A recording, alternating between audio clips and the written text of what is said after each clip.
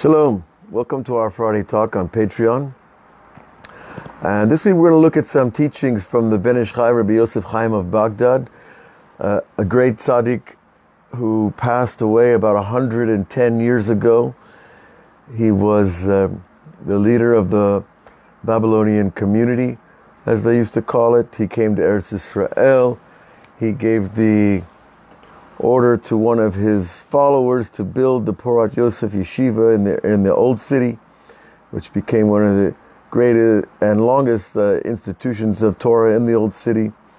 The Ben Ish Chai is known for his many books of drashot on the Torah, and he was a man whose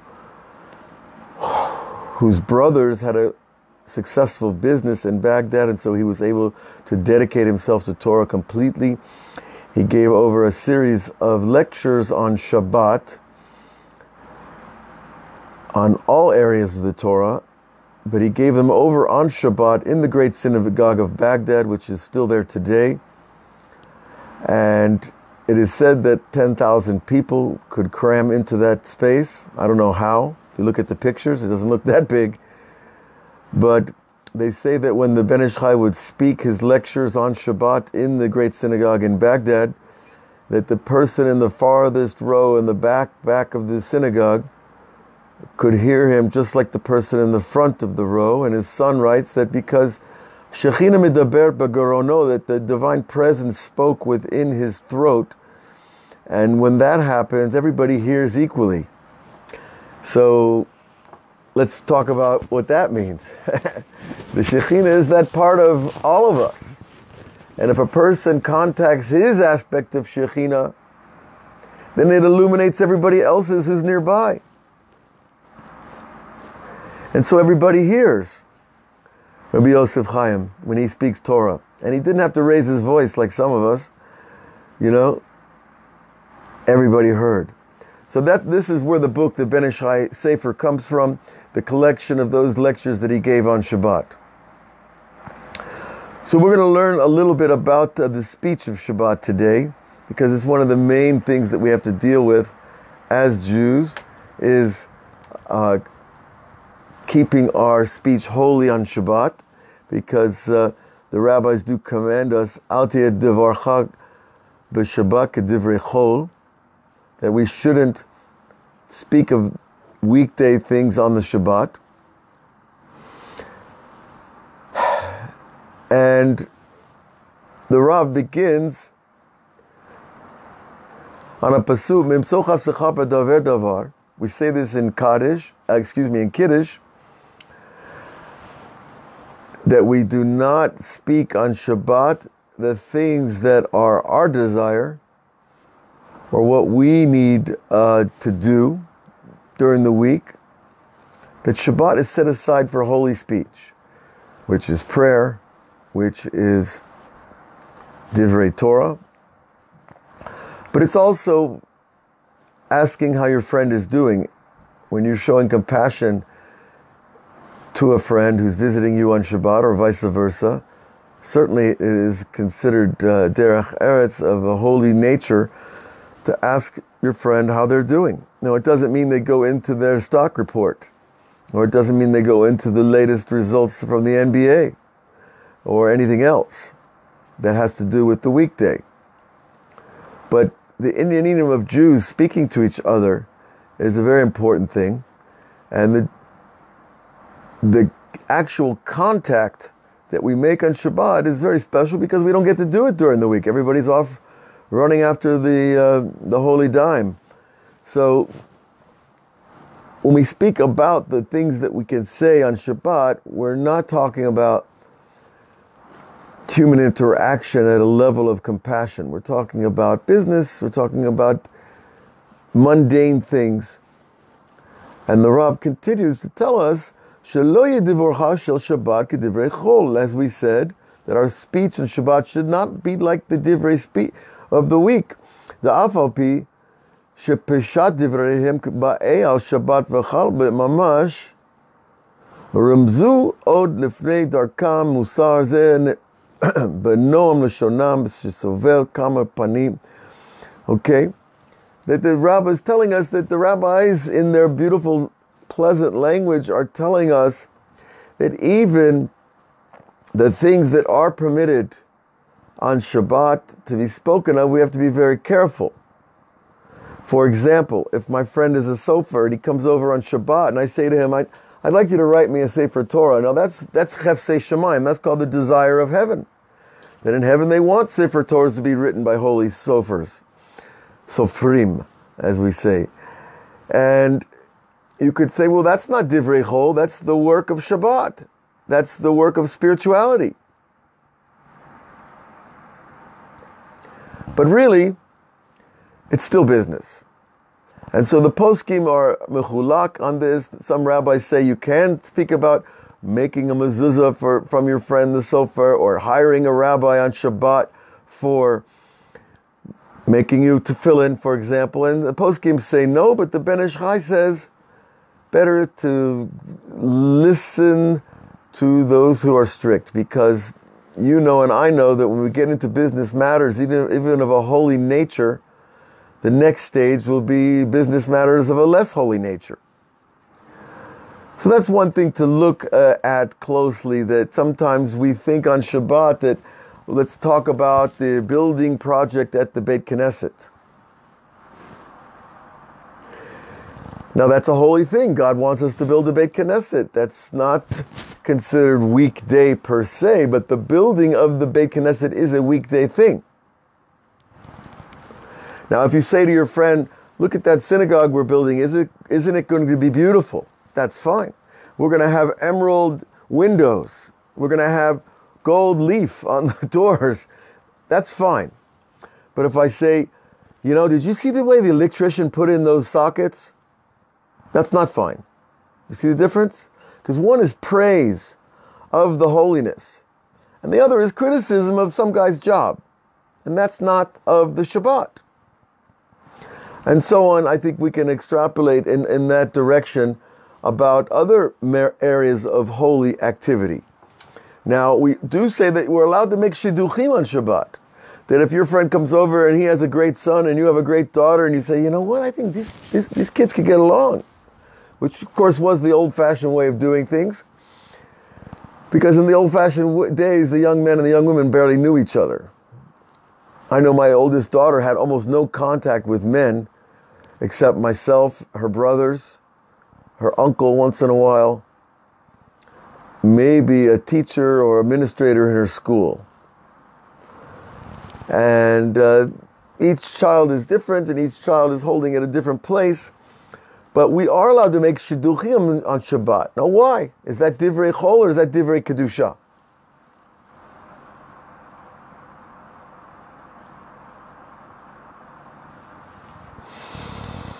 Well, it sounds to me like it's both. That certainly we are commanded to get married. We're commanded to take care of our wives.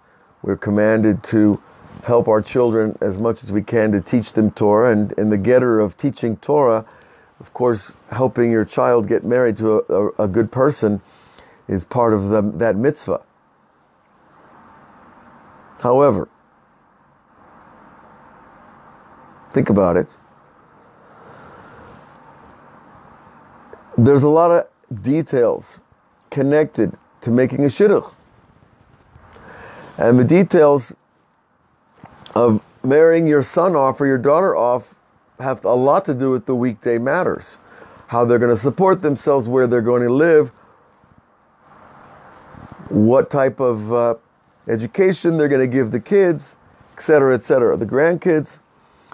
So there we begin the gray area again. So to say, I think your son is a wonderful guy, I'd like to introduce him to my daughter, or vice versa, that's fine. That's Devar Mitzvah, and that's connected to Shabbat through, of course, the Torah and the commandments. However, to get into the details of it, well, that's next week. We'll talk about it on Saturday night, or let's talk about it later. And the Ben Ish Chai goes on to tell us an amazing thing. He says that even if you say to a friend, Come over Saturday night, we have some business to do. If you say that on Shabbat, it's not a good thing. Because your words, he says, are to'elet l'ma'aseh. Our words actually help us come to action. And so they're part of the action. So even if I say them on Shabbat, but I'm talking about doing it on the weekday, my speech is still part of the weekday. So you see how precise the tzaddikim are with their speech in terms of protecting and guarding the Shabbat.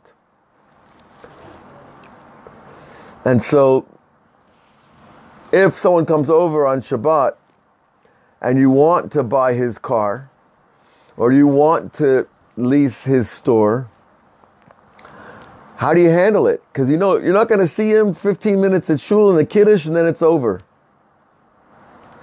Well, all you have to do is say, let's be in touch.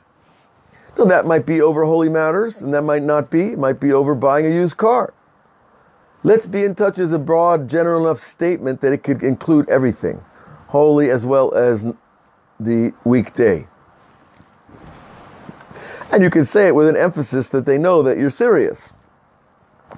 Because there's always that, hey, how you doing? Let's be in touch. And you haven't heard from the guy. You won't hear from the guy for 6 more months. So, there's these subtleties of intonation, even in the way we say things, that it can imply Shabbat or not.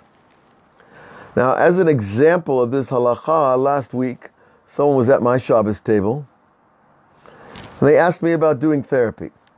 I said, well, I am a therapist. That is what I do for a living. And this person said, well, can we meet this week? And I fell into the trap. I should have said, we'll talk about it. That's it. We'll talk about it. But I fell into the trap of, well, I don't know if I'll see her, and maybe I should. And so basically, she wanted to know what day we could meet. I said, okay, well, this day looks good. And of course, I didn't feel good about it. I knew I was already out of Shabbat. I was thinking about the day meeting that person. And afterwards, I said to myself, this meeting is not going to happen. And Motzi Shabbat, this person called and said, I want to cancel the meeting, which is not unusual in the therapy business. But you could see, I knew immediately when I said it that it wasn't going to happen. That the words didn't have the power of causing reality. Because they were not in the real spirit of the moment of Shabbat.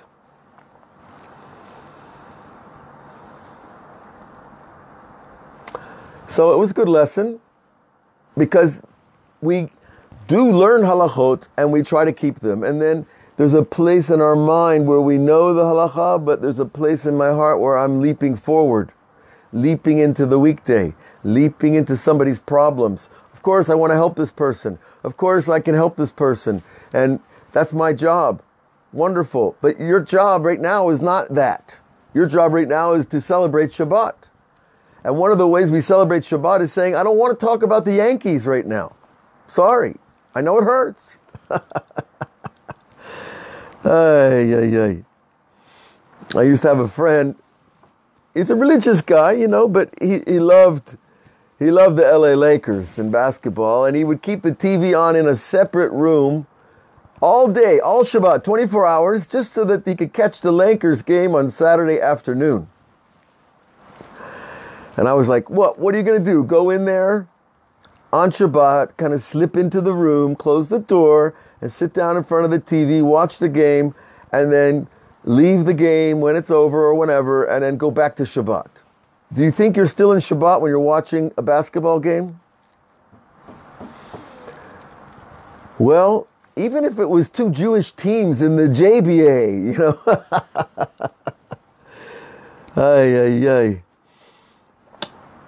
you're gonna have a hard time. You're gonna have to really fetch the bankel, as they say in Yiddish. You're gonna have to really pound on the bench to find a halachic relevance to Shabbat in basketball. It's my way of getting rest. No, it's not. It's a way of exercise. It's my way of relaxing. Well, there's plenty of ways of relaxing that are part of Shabbat. It's my way of escaping my kids. Well, then you have other issues to deal with. But you really can't connect watching a sporting event to Shabbat, in my opinion. And the post-game go with that. Or I go with the post-game. Let's put it, that's more accurate. The famous story of the Los Angeles Dodgers pitcher Sandy Koufax not pitching on Yom Kippur in the World Series. That was a Kiddush Hashem. And the entire sports world heard about this pitcher that refused to pitch on Shabbat because it was Yom Kippur. Now, I don't know if Sandy Koufax was Orthodox or but he obviously had some spark of the Jewish understanding was flaring up inside him when it came to Yom Kippur. And that Kiddush Hashem became an international event.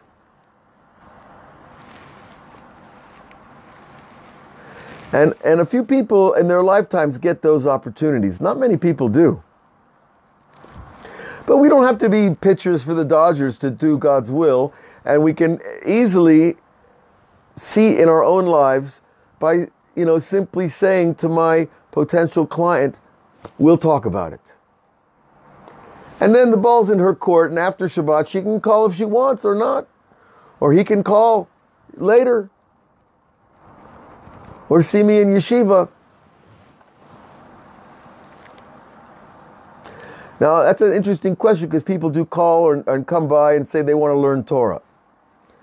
And if they come by in Shabbat and they say they want to learn Torah on Sunday, well, that's certainly the learning of Torah is very precious to Hashem. When two Jews get to learn Torah, Hashem is with them. But is it the work of Shabbat to make the appointment for the weekday? Yeah, we'll learn 4 o'clock on Monday.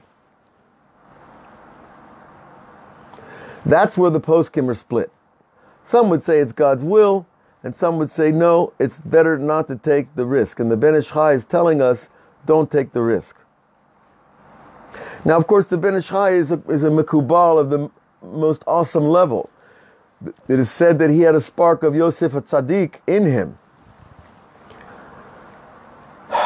And there are many stories of his righteousness. And some of them are scary and some of them are beautiful. I'm trying to think of one off the top of my head, but the one I'm thinking of is kind of scary.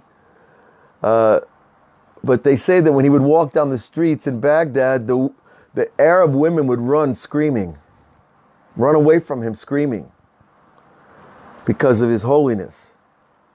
Now, of course, in their minds, I don't know if they called it holy or they called it fear because the Jewish rabbi with the long robes and the turban was coming down the street. But you can imagine the spiritual impact that would have on the Jews around him. That's the holiness of a Jew. That he shouldn't even see these non-Jewish women running around doing their thing. Now, for us, we're not the Ben Ish Chai, as far as I know. We'll have to check our reincarnation tables to figure it out, right? No, I'm pretty sure we're not. But we do have a job, and our job is to be religious Jews and Orthodox Jews. And so I know that for me, who I am in my life, I have this beard that stands out wherever. I wear a kippah. I have tzitzit. And when I walk down the street, there's an expectation of behavior. And that expectation is a name. It is an energy field that is distributed into the world around you. So I have an obligation to stand up to that. Otherwise, why make yourself look that way if you're not really that way?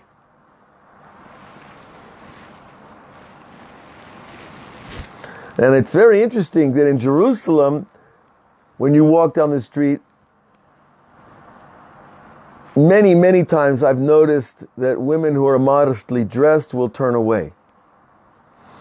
That women who are immodestly dressed will automatically cover up. And that's a bracha of Jerusalem.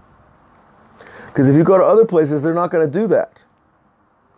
But in the holy city, people have consciousness even if they're unconscious about their consciousness. You know, it's amazing. The holy city. And Shabbat is part of that. Shabbat is that holiness of the place called Jerusalem in the space or in the time called Shabbat. Because Shabbat is essentially a holy time. Jerusalem is essentially a holy place.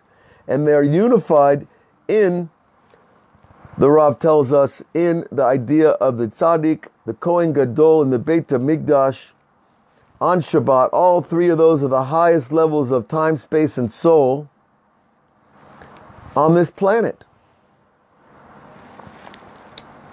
So we should all merit to understand what it means to be a Jew, to feel proud of who we are, and not arrogant, because pride is feeling good about ourselves, and arrogance is elevating myself over somebody else and not seeing their good. And if I see your good, I'm not going to put myself above you. I'm going to praise God for your good. And I'm going to praise God for my good. That's pride. If you're black, be proud to be black. And if you're Muslim, be proud to be Muslim. And if you're Christian, be proud. But it has nothing to do with anybody else or putting anybody else down. And Shabbat is that great holiness in time that kind of equalizes all of us. Because whether you're a great rabbi or you're a simple person who's never opened a book, but you're curious about this idea called Shabbat, the light is there for you. The light is there for you, and all we have to do is reach out to it. And the main way the Ben Ish Chai is telling us is, don't talk about things that are not of the essence of the time of Shabbat. Now, what do we do when our mind jumps? Our mind jumps to, oh, see, tomorrow I've got to go to yeshiva, and then I've got to go shopping, then I got to go to this office. That's not Shabbat. I haven't done anything, but I've been thinking it. I'm thinking outside Shabbat. That's already not the direction. It's not something that a person is punished about, because we have a klal that when we think things that are not of Shabbat, we're not held responsible, but when we speak them, we are. In other words, in the example I gave, when I spoke of meeting somebody in a therapeutic context on Shabbat for the weekday, if I'd only thought it but not said it, it might have happened. Because thinking it is not make a person hayav. Now, why is that? Because when we speak something, we're creating the potential reality in the physical plane. And that automatically creates the potential inverse reality called din. Right? You want to do something good, that's chesed. But the minute you say, I want to give you $10, I'm creating the din, the opposite inverse of the thing if I don't do it. You create an opposite energy field of the positive thing that you want to do. So if I don't do it, that negative opposite energy field raises its head in heaven and says, whoa, where's that $10 that Avraham said he was going to give? Hashem Yishmor. I'm sure I've got a few of those files open somewhere. Yom Kippur helps with those things. But really, we want to fulfill our words as closely and precisely as we can, especially things of holiness, especially promises to Hashem, like charity, for example. Even if you say, I'll call you to a friend, call. Even if you don't get there. But if you just dial the numbers and call and no one answers, you still fulfilled your words. And your words are creating the potential for positive and the potential for negative, and therefore it's a din. So we understand on Shabbat, we don't want to even enter that zone of creating potential din. And that's what we do when we talk about things of the weekday, whatever they are. Now here in Bat Ayin, a lot of people are building their homes, which is settling the land of Israel, which is a huge mitzvah. And on Shabbat it comes up, wow, this week I put in a new bathroom. And this week I fixed my garage. That definitely doesn't sound like Shabbat, right? I fixed my garage. But on the other hand, I'm settling Eretz Yisrael in the face of 3 Hamas villages and a schizophrenic government that wants us here and doesn't want us here.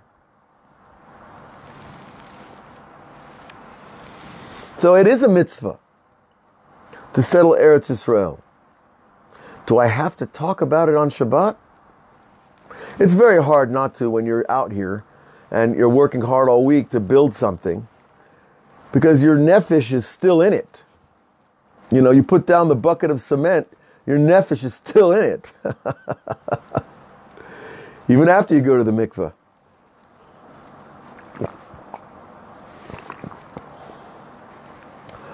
So it's better not to.